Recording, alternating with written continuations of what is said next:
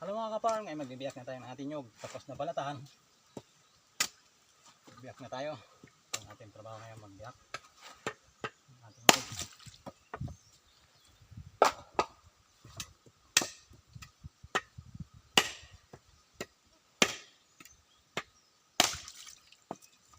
Nanonood pala sa aking YouTube channel, subscribe naman. Bilang tulong nyo lang sa akin. Bilang suporta.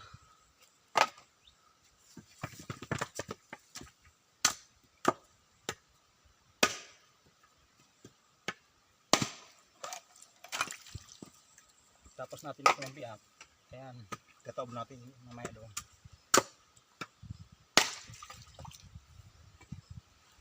Ayan, nakikipagsin. Ayan, yan, kataob natin yan mamaya. Tapos natin ng biyak. Ayan, magbibiyak muna tayo.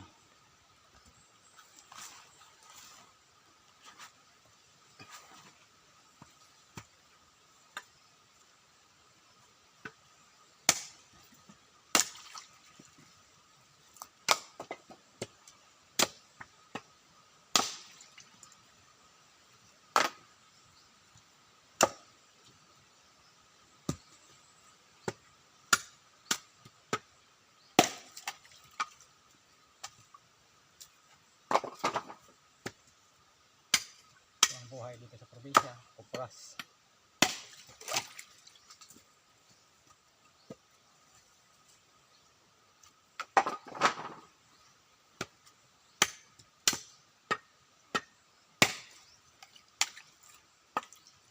Kupras at saka saging, ang ating pinagkukunan ng hanap buhay.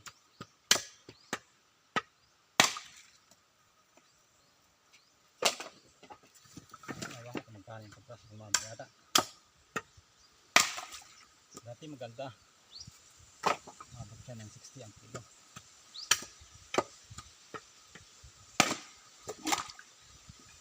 Ngayon 30 na lang, kalahati binaba.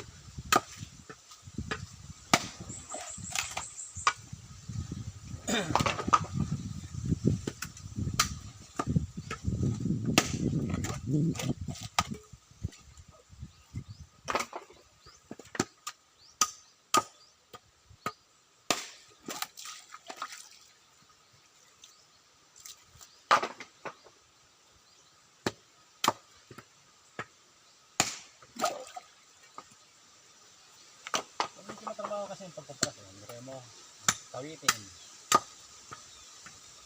tapos magkawit, ipunin, tapos mag-ipon. Ayan, tangga, balatan, tapos magbalat, ito, biyak na.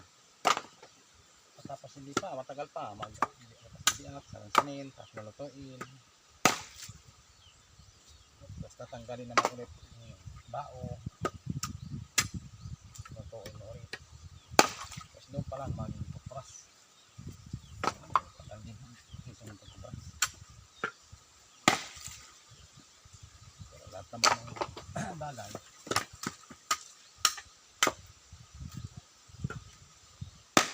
hindi basta-basta yung makukuha. Maliban lang kung halimbawa sinurti ka, kumayat ka sa loto, saya mo, ayan, nanalo ka agad. Ayan, swerte mo yun.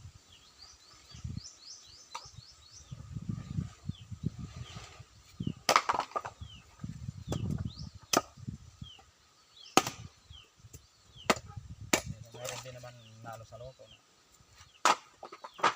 wala, pinabayaan lang yung pera, tapos hindi rin, naubos lang pala. Hindi rin sa tao kasi yun, hindi halagan yung pera.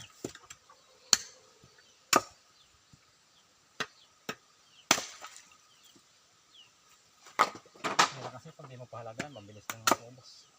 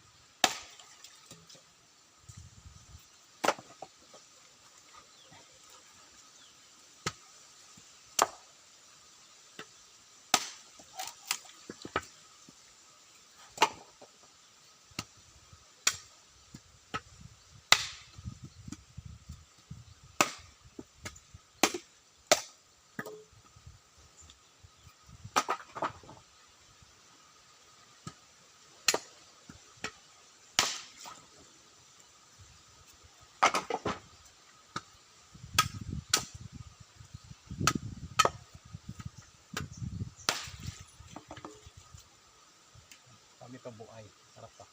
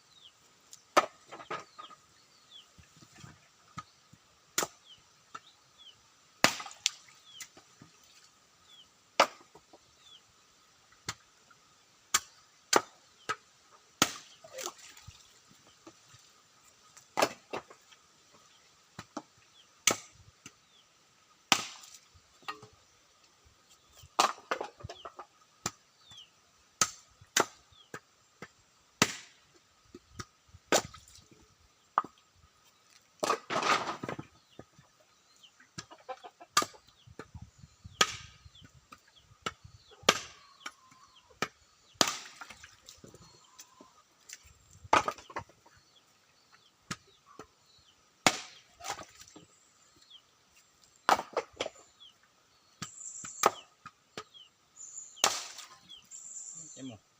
Walang laman. Wala naman amoy.